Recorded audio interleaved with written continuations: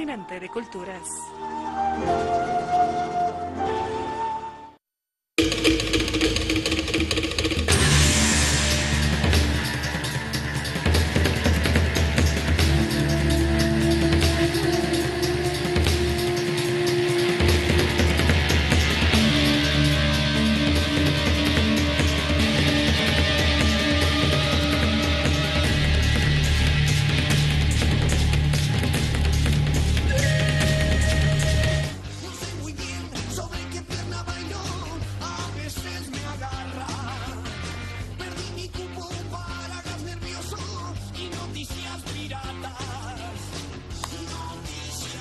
¿Cómo están?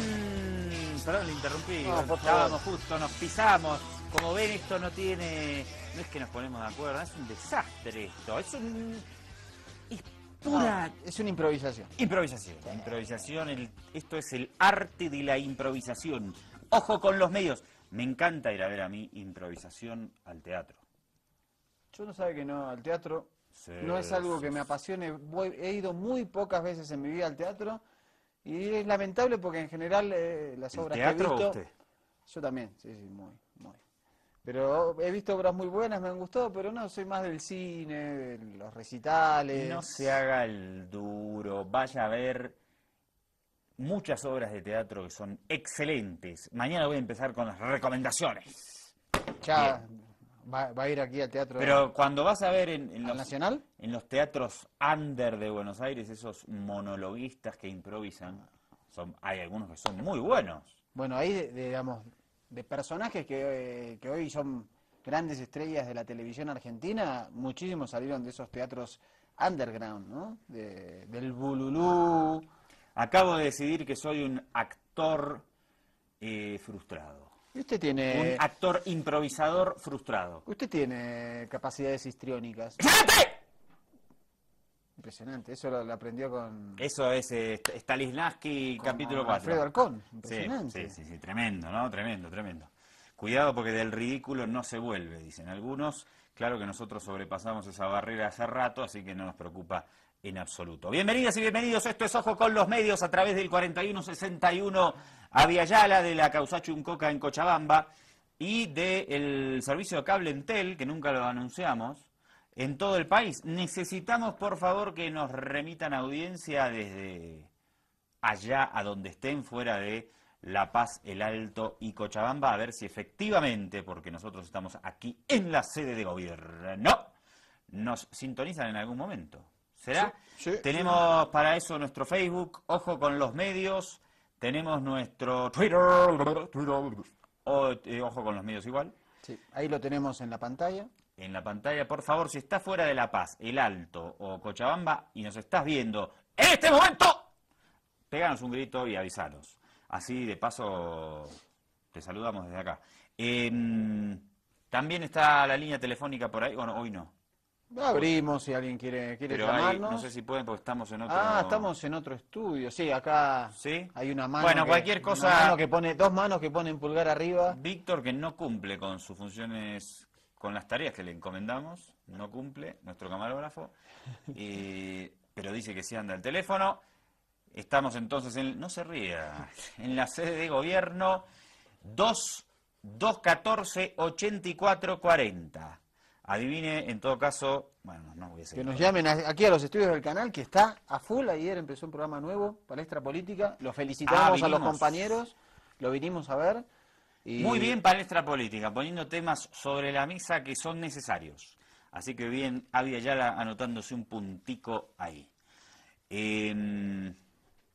¿Empezamos con los diarios? Empecemos. ¿Puede poner usted, señor? Hoy ya no los veo, estamos en otro estudio, no le diga a nadie que nadie se entere.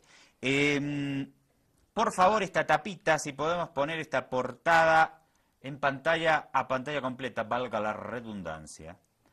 Heraldo Muñoz, canciller de Chile. Chile da un 2% de posibilidad de que la Corte Internacional de Justicia acoja la demanda boliviana. No se preocupe, Víctor, que yo veo por acá. Todavía me queda, no entré a los 40. ¿Cómo es lo que te da a los 40? Presbicia, no sé qué, ¿cómo es? Presbicia, claro, los 50. Ah, no, los 40, perdón. Sí. Entonces, para A ver, ahí uno se da cuenta que edad tiene uno. Para Heraldo Muñoz, Bolivia no tiene chance de ¿Cómo? que la Corte diga sí, tenemos jurisdicción para el ¿cómo se dice? Contencioso entre La Paz y Santiago. Heraldo Muñoz está, es un duro, ¿no? Un halcón de la política. Antes era Antes una era paloma. una palomita blanca, una dulce palomita blanca pacífica que tenía aquí su hoja de olivo en el pico y ahora está sacudiendo cada vez que puede a Bolivia y su demanda. Yo creo que contrariamente a esta posición de dureza, en Chile hay preocupación y mucha por la seriedad de la demanda marítima presentada por Bolivia. Yo creo lo mismo. Vamos a ver qué pasa. ¿Cuándo es que se define? Ahora Bolivia tiene que presentar su... Noviembre, En noviembre 14 de noviembre. la Corte va a decir si tiene jurisdicción o no.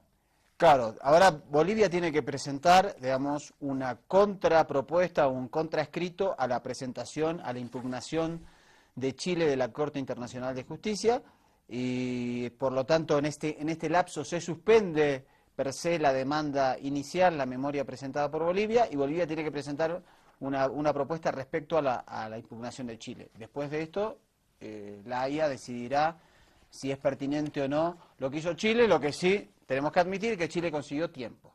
Logró Bueno, pero una eso- dilación de año y medio, estimo yo, de la demanda boliviana. Bueno, pero eso me parece que es lo de menos. Lo que importa es que la Haya diga sí tenemos jurisdicción y los chilenos hoy van a decir y si no nosotros vamos a decir vamos a ver qué pasa, 14 de noviembre. El día de 14 de noviembre. Exactamente. Exactamente. Bien, hay un lío bárbaro con este tema del avión que cayó en Ucrania. Primero dijeron, no sabemos bien qué pasó, si fue un misil aire-aire o tierra-aire, o sea, si lo disparó un avión o si salió de una batería misilística en tierra. Exactamente. Después dijeron, no, salió de tierra y ahora parece que salió del aire otra vez. Y Rusia dice, nosotros detectamos en nuestro radar un avión de combate cerca de ese avión de pasajeros pocos minutos antes del siniestro. Exactamente, que volaba a altitud superior incluso que el Boeing de Malaysia Airlines y que lo detectaron en los radares. Esta trama se empieza a enturbiar, el titular el representante ruso en Acá lo las tengo. Naciones Unidas dijo Póngalo, que Kiev por se favor, la pasa mintiendo. Ahí está, acusa a Ucrania de difundir falsedades sobre el vuelo de Malaysia Airlines número 17, el MH17. Y ¿se acuerda que yo le decía cuando empezó este programa que yo había escuchado, me pareció escuchar en CNN, que habían dicho que era un misil aire-tierra? Después esa información salió completamente... Porque el misil aire-tierra o aire-superficie está diseñado para ser lanzado desde un... No, aire-tierra no, aire-aire. No, se llama aire-tierra, pero puede... Puede impactar, claro. Puede impactar en cualquier lado. Lo trascendente es que lo lanza un avión. Exactamente, es aire-tierra o aire-superficie y exactamente, puede ser un cazabombardero, puede ser un helicóptero, puede ser un avión de ataque en sus diferentes formas militares y puede impactar tanto a objetivos en tierra, en aire o en mar. Es decir, Claro, el quid de la cuestión aquí es que si el misil famoso salió de un avión, no se le puede endilgar a los rebeldes prorrusos, sino que es obra de la Fuerza Aérea Ucraniana, o sea, las fuerzas regulares. Y ya hemos charlado aquí las implicancias geopolíticas del caso, no sé si valdrá la pena ponerla en escena una vez más. O sea, la cuestión es que se quiere acusar indirectamente a Rusia, a responsabilizar a Rusia por este tema. Porque si salió de tierra, podrían haber sido los separatistas aliados a Moscú. Pero si salió del aire, no, porque los separatistas estos no tienen aviones de combate, evidentemente, y el gobierno central de Ucrania, aliado a Occidente, sí.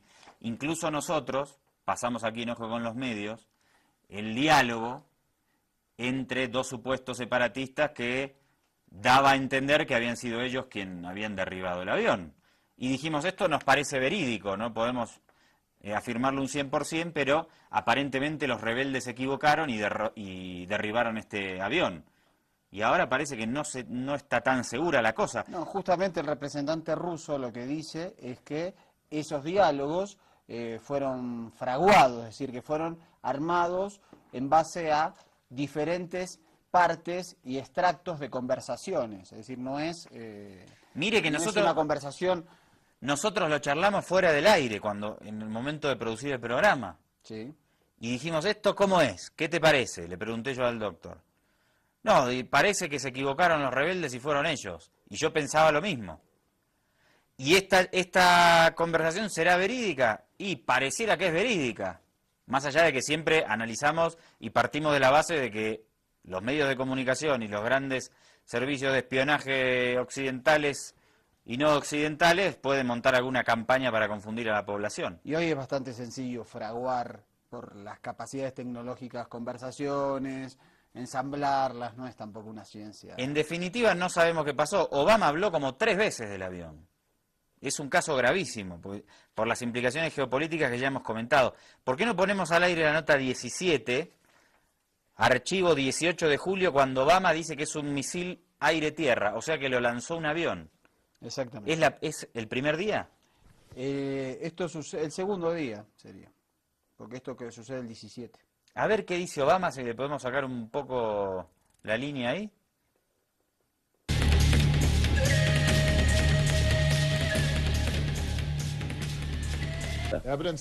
La evidencia indica que el avión fue derribado por un misil aire-tierra lanzado desde una zona que manejan los separatistas rusos dentro de Ucrania. Sabemos que esta no es la primera vez que un avión ha sido derribado. Tiene razón, dice en inglés se le ve bien. Dice air. O sea que Obama dice, ellos, claro, usted imagínese que estos amigos gringolandi, saludos a Peter Brennan, nuestro querido halcón aquí en La Paz, y los gringos controlan todo, con radares y todas esas cosas, y la zona de influencia de Rusia está vigilada muy de cerca, y ellos entonces le pasan esa información a Obama y dice, es un misil aire-tierra, o sea que lo lanzó un avión. Exactamente. Los separatistas no tienen aviones. Y entonces... Eso fue...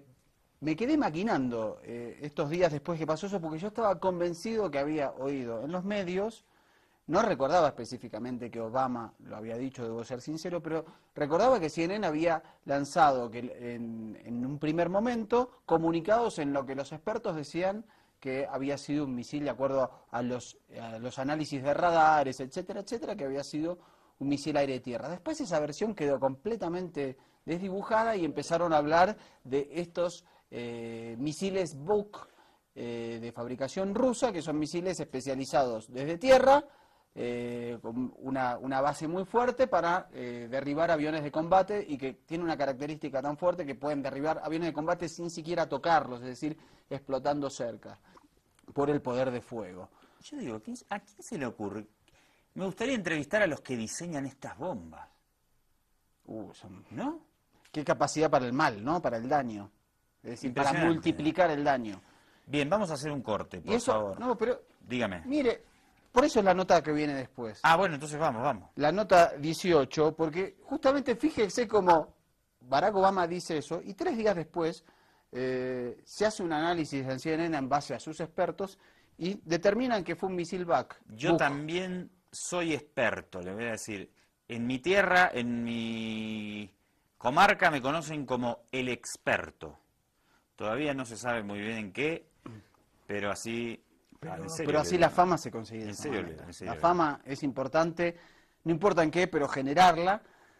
Y... Es verdad, uno tiene que Mire, hacerse... los medios yo le aseguro, 6 meses, me da 6 meses, en 6 meses yo digo que usted es el mejor paracaidista del mundo y se lo va a creer todo el mundo. Qué farsa que es esto que estamos haciendo acá, ¿no? Que usted no se lo diga a nadie del otro lado, pero la televisión es todo mentira. Se lo decimos nosotros que estamos de este lado de la pantalla. De onda, por supuesto. Y está todo este tema también de el ego, ¿no? Y esas cosas. Bien, nosotros somos los mejores y nadie nos puede superar, excepto el programa que viene después. Vamos entonces con el análisis que hacían después, porque primero dice Obama, es aire-tierra, después cambian, es tierra-tierra, porque obviamente los separatistas no pueden acusar a Rusia si es un aire-tierra, y los expertos de los días después. A ver, CNN.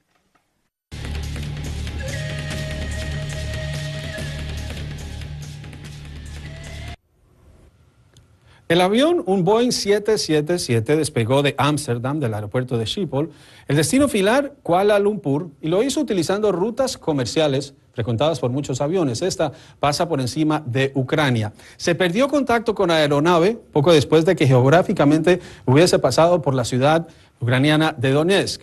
Se encontraba, miren ustedes la información, se encontraba a unos 50 kilómetros de la frontera con Rusia, pero el avión cayó en territorio ucraniano. Para los expertos, el poder derribar un avión que va a unos 33.000 pies de altura a una velocidad de más de 500 millas por hora, supera los 700 kilómetros por hora, no se puede hacer con un misil convencional de los que se disparan desde el hombro. Se necesita un equipo especializado y se sospecha de un equipo fabricado en la Unión Soviética, en la época soviética, y actualizado por Rusia. Es conocido como el Buk, aunque tiene diferentes designaciones de la OTAN y por Estados Unidos.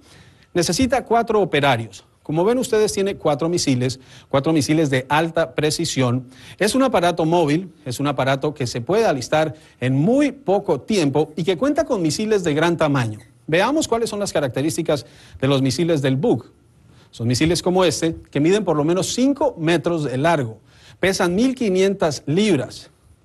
La ojiva, ven ustedes, la punta gris de este misil pesa 150 libras, son 150 libras de explosivos. Dicen los expertos, esta ojiva no tiene que hacer necesariamente contacto con el avión, simplemente con que explote muy cerca de una aeronave.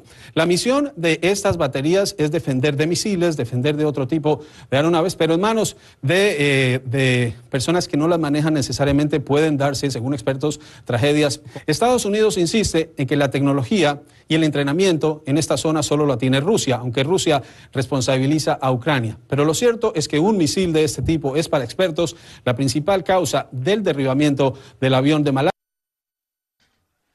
Miren, ¿qué le pasa a este Juan Carlos López de CNN que se la da de interactivo ahí con el... Eso usted no lo hizo nunca, perdóneme, con un misil ahí cruzándole. Mire, póngame, en el medio del pecho. Póngame, porque esto es televisión en vivo y en directo, no vamos a hacer mella de este periodista. Póngame, por favor, la nota de Juan Carlos López. Póngame en croma y yo le voy a hacer la competencia a CNN. Ni más ni menos en este momento. Del aeropuerto de Schiphol. Me voy a parar y voy a ir al croma. Póngalo pantalla completa y crómelo. Por favor, Wilson. Ahí está. Póngale audio, póngale nomás el audio. Que geográficamente hubiese pasado por la ciudad ucraniana de Donetsk. Se encontraba, miren ustedes la información, se encontraba a unos 50 kilómetros de la frontera con Rusia, pero el avión cayó en territorio ucraniano. Para los expertos, el poder derribar un avión que va a unos 33.000 pies de altura a una velocidad de más de 500 millas por hora, supera los 700 kilómetros por hora, no se puede hacer con un misil convencional de los que se disparan desde el hombro. Se necesita un equipo especializado y se sospecha de un equipo fabricado en la Unión Soviética, en la época soviética, y actualizado por Rusia. Es conocido como el Buk, aunque tiene diferentes designaciones de la OTAN y por Estados Unidos. Necesita 4 operarios. Como ven ustedes, tiene 4 misiles de alta precisión. Es un aparato móvil, es un aparato que se puede alistar en muy poco tiempo y que cuenta con misiles de gran tamaño. Veamos cuáles son las características de los misiles del Buk. Son misiles como este, que miden por lo menos 5 metros de largo, pesan 1.500 libras. Bien, volvamos. La ojiva, ven ustedes, la punta gris. Bien, sepan disculpar ustedes, sepan disculpar, pero me indigné y tenía que hacerle la competencia al periodista de CNN que está copiando a Walter Martínez y a mí, que vengo haciendo eso también hace rato. No. Me ofendió particularmente. Es un robo a mano armada. Exactamente. Vamos a hacer aquí un corte y enseguida regresamos y nos ponemos más serios y hablamos de Gaza. Siguen los ataques israelíes, sigue esa nueva masacre, más de 600 las víctimas fatales. Nos ponemos serios entonces a la vuelta, vamos.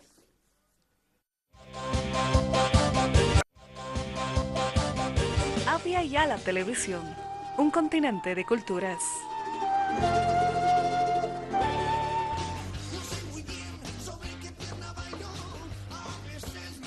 Muy bien, queridos, señoras y señores, señoritas, niños jóvenes, Pasamos a repasar lo concerniente a la situación en la Franja de Gaza. ¿Cuándo se va a detener esta agresión? ¿Hay alguna estimación, alguna valoración?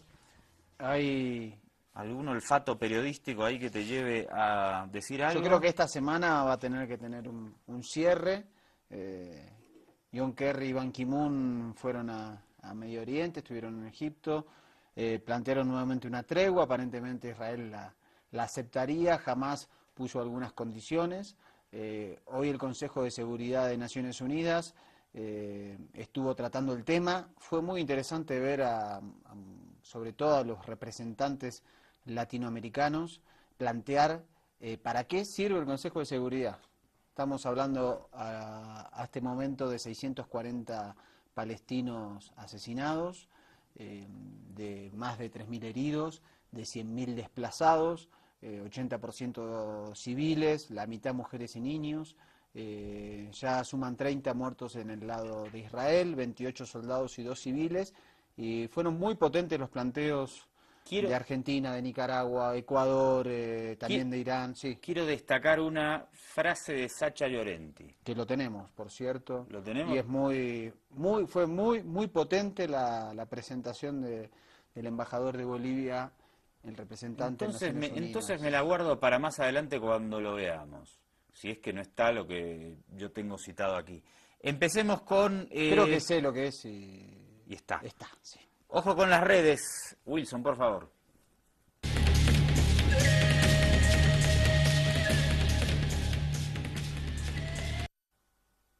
Académico israelí dice RT, violación de mujeres palestinas desalentaría a los combatientes. ¿Qué significa esto, doctor? Dice que como no está surtiendo efecto el avance de Israel en territorio de Gaza, que una manera de desmoralizar es violar a las esposas y madres y hermanas de los combatientes palestinos, que esto los disuadiría de que realicen ataques contra objetivos de Israel. Lo dijo un académico israelí que... O sea, es una propuesta. Sí, que estudia literatura. Dice que esto, y encima se justifica diciendo que esto es un acto normal en los conflictos armados. Pero es terrible. O sea, para desalentar al enemigo, este académico israelí, yo creí que estaba haciendo una descripción de lo que sucedía, ¿no? Está proponiendo que los soldados israelíes violen a las mujeres de los combatientes palestinos, o a las mujeres palestinas en general, porque además lo dice porque conoce la idiosincrasia árabe, musulmana. Exactamente, lo dice ese punto de vista. Recordemos que, por ejemplo, en el conflicto de los Balcanes, que terminó con la atomización y la destrucción de la antigua Yugoslavia del mariscal Tito, se utilizaba la violación como un arma de guerra, porque eso generaba no solo humillación, sino que también, como había una cuestión racial muy fuerte, la mezcla de razas iba a generar un rechazo en la población violada. Es terrible, digamos. Proponer, solo pensarlo es... Me parece que ya, doctor, lo exime de comentarios el análisis sobre esta afirmación de este hombre, por llamarlo de alguna manera. Nota número 3. ¿Cómo afecta a Israel el conflicto en Gaza? Reporte de BBC, cadena estatal inglesa. Debajo de este tranquilo paisaje entre Gaza e Israel, Hamás ha estado meses, a veces años, cavando túneles. El lunes un equipo israelí observó a militantes palestinos salir a la superficie y abrieron fuego. Murieron al menos 10 miembros de Hamás. Estos túneles son sorprendentes, una verdadera obra de ingeniería. La BBC pudo filmar en uno poco después de que fue descubierto. Luego, los israelíes se aseguraron de que no se ha reutilizado.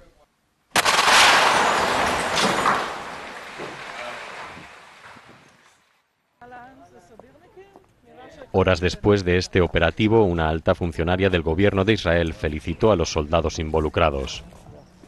Tzipi Livni es, quizá, la figura más moderada del gabinete.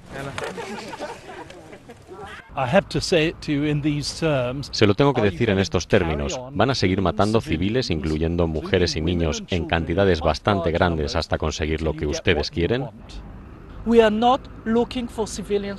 No estamos buscando civiles para matarlos, estamos tratando de evitar esto. Y si usted piensa que queremos enviar a nuestros soldados, nuestros hijos, a todos estos lugares en los que ellos están muriendo, está equivocado.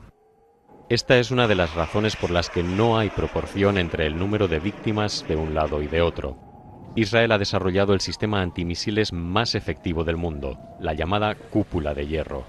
Sin embargo, hay misiles que impactan en territorio israelí.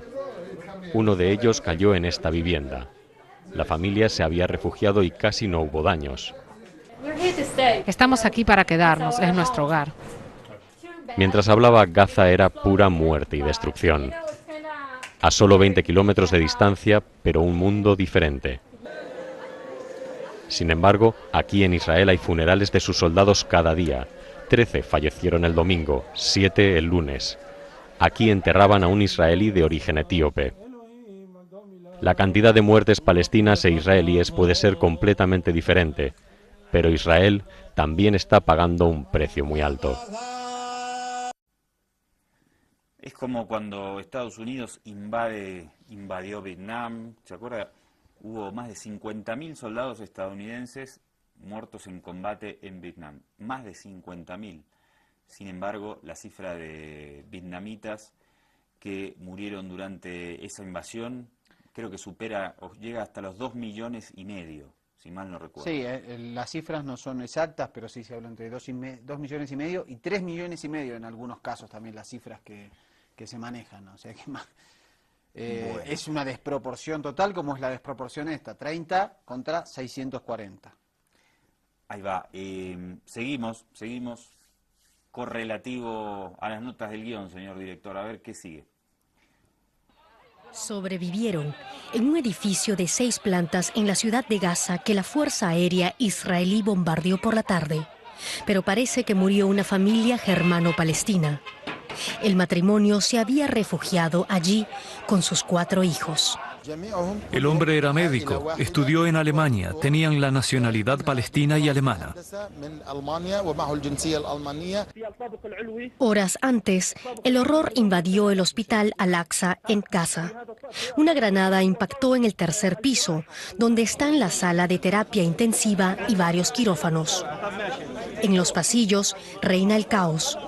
Hay que atender a muchos pacientes y los médicos y el personal auxiliar no sabe por dónde empezar. Israel justifica también este ataque aéreo como operaciones de defensa. Asegura que bajo el hospital hay un depósito de armas que jamás podría dirigir a Israel desde la franja. También en Israel se registraron víctimas. En Jerusalén fueron enterrados 2 soldados, con los que suman 27 las bajas israelíes desde el comienzo de la ofensiva. Interesante, ¿no? A ver, Tzipi Livni es una altísima dirigente israelí, como decía el reporte anterior, bastante moderada, o era, ganó las elecciones en un momento, pero no pudo conformar gobierno porque el segundo y el tercero, el segundo era Benjamín Netanyahu y el tercero era Víctor Lieberman, sumaron voluntades y la desplazaron. Ahora es ministra de Justicia. Dice, nosotros no buscamos objetivos civiles palestinos, ante la pregunta acuciosa del periodista.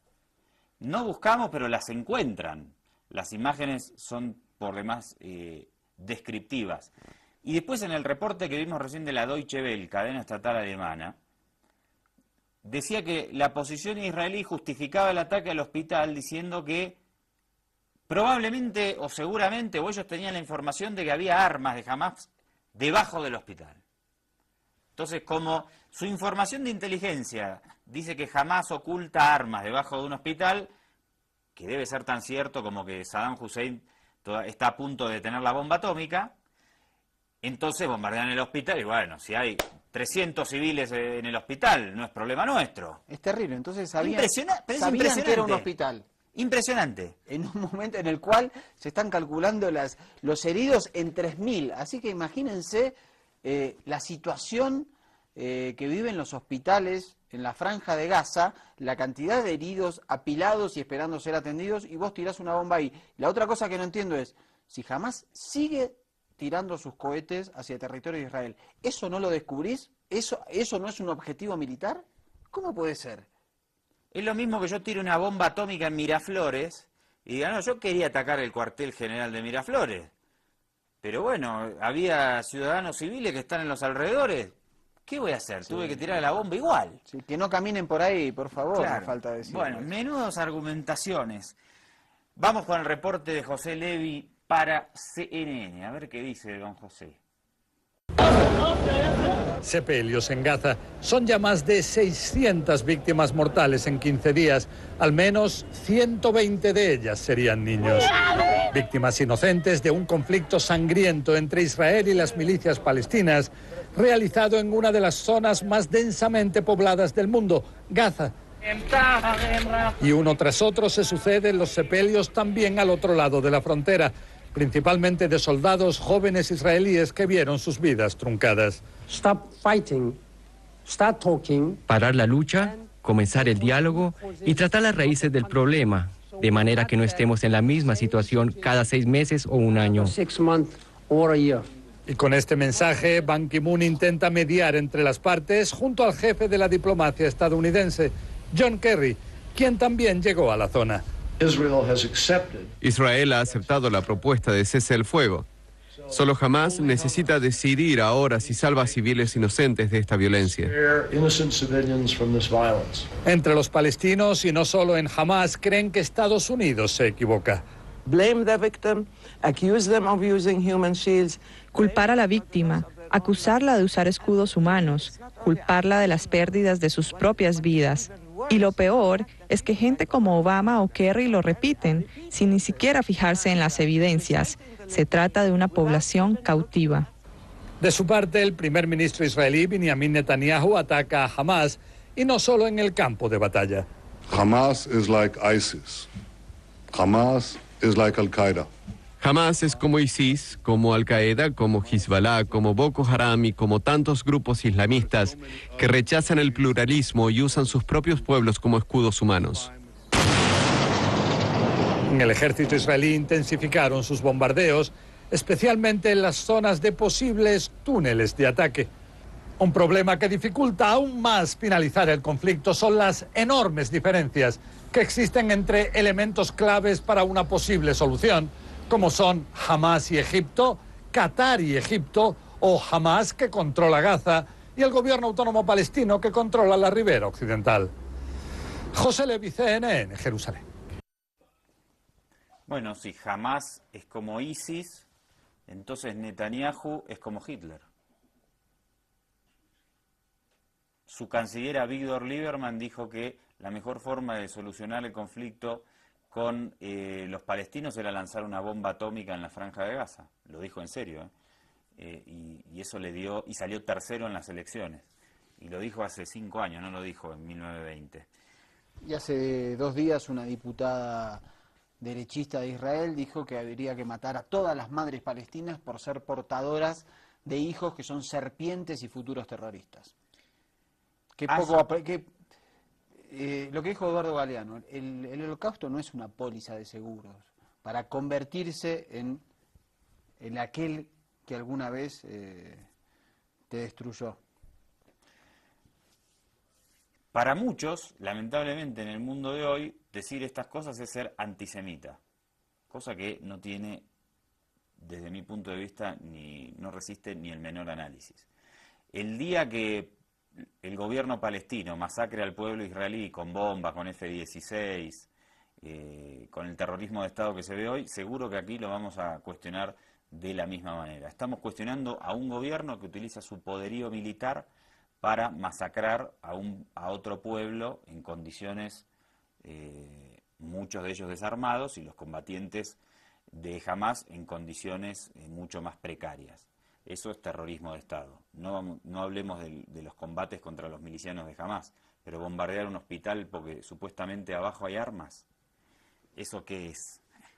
No se puede hablar de antisemitismo cuando se critica a un Estado masacrador. Lo que decía Mariano, no se puede el holocausto no puede justificar otro nuevo holocausto, pero esta vez al revés, no tiene ningún sentido. En la emisión anterior, Laura Anthony nos llamaba y nos decía, los medios de comunicación quieren, una de las matrices fuertes de opinión, es querer presentar como que se trata de un choque entre iguales, ¿no? Vamos a ver la pleca de una nota de CNN que viene a continuación. Vamos a dejar el audio abierto, por favor, Wilson, para que lo comentemos aquí.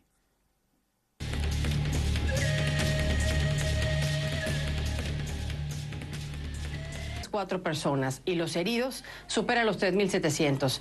La inseguridad en el área ha obligado a varias líneas aéreas a suspender sus vuelos a Tel Aviv. Delta Airlines dijo incluso que hay residuos de cohetes. Notas de CNN.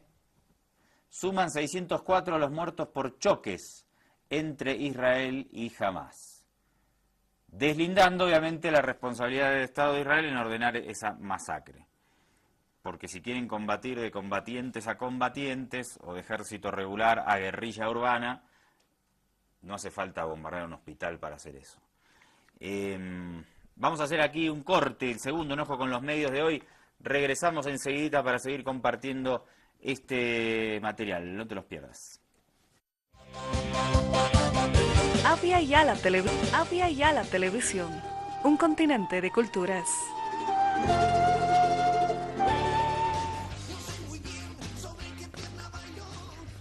Último bloque. Hoy hubo reunión del Consejo de Seguridad de Naciones Unidas. Exactamente. Recordemos que hay un grupo de países permanentes, son 5.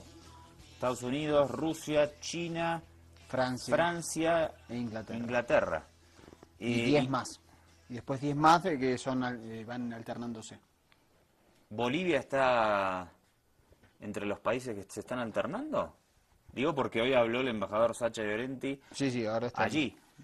Vamos a repasar algunas de las declaraciones que se dieron, empezando por el representante palestino.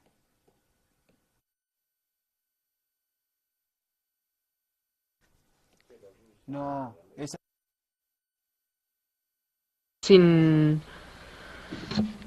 Sin miramientos hacia la vida humana, Israel, la potencia ocupante, sigue sacrificando familias enteras. Una familia de 26 personas en Han Yunis, la familia Al-Yami, una familia de 8 personas en el norte de Gaza, la familia Abu Yarad, una familia de 10 personas en Shuyaya, la familia Ayad, una familia de 7 personas en Shuyaya, la familia Al-Halak, una familia de 6 personas en Shuyaya, la familia Al-Sakafi, una familia de 5 personas también en Shuyaya, la familia Slim, una familia de 4 personas en Shuyaya, la familia Al-Hayei, y una familia de 4 personas en Gaza septentrional, la familia Al-Zubeidi. Todos se encontraban entre las numerosas víctimas de los odiosos ataques de Israel en solo los últimos 3 días, siendo los menores y las mujeres el grueso de los fallecidos. Las bajas van escalando con cada minuto. En un solo día, el pasado domingo 20 de julio, fueron asesinados brutalmente 95 palestinos, con al menos 72 personas, incluidas 17 menores, 14 mujeres y 4 mayores, masacrados en Shuyaya por parte de las fuerzas ocupantes que dejaron las calles de la zona repletas de cadáveres y con muchas víctimas atrapadas en los escombros de sus casas, garantizando así una mayor factura mortífera. Los equipos médicos declararon que ya no había heridos en Shuyaya, solo muertos. Es imposible mantener el ritmo de las matanzas y de las heridas causadas por el poder ocupante, con toda su panoplia de armamento pesado ante una población civil inerme. Por ejemplo, en un periodo, en solo 2 horas tras el envío de mi carta al Consejo de Seguridad de ayer, otros 23 palestinos resultaron asesinados. Todavía no se han incluido sus nombres y sus relatos en la amplia documentación de los crímenes de guerra israelíes contra el pueblo palestino, algo en lo que seguiremos insistiendo, que se registren oficialmente por las Naciones Unidas en nuestra búsqueda incansable de la justicia para las víctimas y para nuestra nación. La declaración del representante israelí, por acá estaba repasando unos titulares, a ver si podemos ir a pantalla completa con esto. agencia Telam de Argentina. Gaza, Israel lanzó hoy 187 incursiones y destruyó oficinas de Al Jazeera y AP, la Associated Press, agencia de noticias estadounidense. Fue en el marco del operativo que llevó a cabo en la zona. La incursión militar causó la muerte de 584 palestinos, en su mayoría civiles. De esta cifra, 121 son niños. Estados Unidos prohibió los vuelos desde y hacia Tel Aviv. Otro objetivo militar, ¿no? Las oficinas de prensa de Al Jazeera y AP, ¿no? Es posible que allí se oculten los terroristas de Hamás. Como se ocultó Edward Snowden en el avión de Evo Morales, por eso casi lo derriban. No, aparte es la arbitrariedad de algunos países que, digamos, que justo hoy pasó en el Consejo de Seguridad de Naciones Unidas esto. Muchísimos países que se refirieron al caso palestino dijeron, ¿para qué sirve el Consejo de Seguridad de la ONU? Hace 15 días que Israel bombardea Gaza, que viola cuánta resolución de Naciones Unidas existe y no hay ningún tipo de sanción. Después hay un paisito, le ha pasado, digamos, hoy Gaza tiene un embargo económico de Israel, que es considerado ilegal. ¿Pasa algo con eso? No pasa nada. Nicaragua tuvo su embargo económico, lo tiene Cuba, el bloqueo, lo tuvo Libia, lo tuvo Irak, lo tuvo Irán. Es una hipocresía. Y muchos hablaron justamente de la doble moral y el doble rasero, lo dijo específicamente la representante nicaragüense, del Consejo de Seguridad de la ONU. También habló el representante de Bolivia ante la ONU y además a la cabeza del G77, Sacha Llorenti. Es la nota número 11, por favor, Wilson. En esta organización, sus miembros no son iguales. No voy a hablar de mi país, que es uno de los 193. Voy a referirme al pronunciamiento que hizo el movimiento de los países no alineados. 120 países han exigido que este Consejo detenga la invasión a Gaza y ponga un alto a las repetidas agresiones militares israelíes en contra de la población palestina. Un solo miembro tiene más poder que 2/3 de los miembros de estas Naciones Unidas. Ese mismo miembro, permanente y con derecho a veto, que al justificar estos crímenes con la fórmula del derecho a la defensa, es corresponsable por acción y omisión de estas atrocidades. Por supuesto me refiero a los Estados Unidos, el mismo Estado miembro que impide que Palestina sea reconocida como miembro pleno de esta organización. Nosotros, que nunca olvidaremos las atrocidades del nazismo contra el pueblo judío, ante estos trágicos episodios tampoco podemos callar que parece ser que en esta historia Goliat usa aviones artillados y lanza misiles, mientras que David viste esta pañoleta. Quiero pedir disculpas a los más de 600 palestinas y palestinos, hombres, mujeres, ancianas y ancianos, niños y niñas, que perdieron la vida en estos últimos días. La comunidad internacional de la que somos parte les ha fallado. Nosotros les estamos fallando.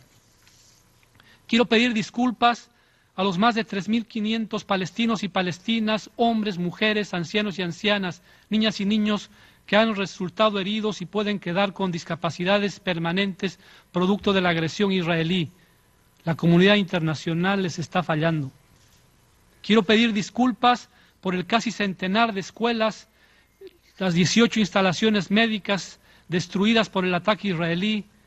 La comunidad internacional les está fallando.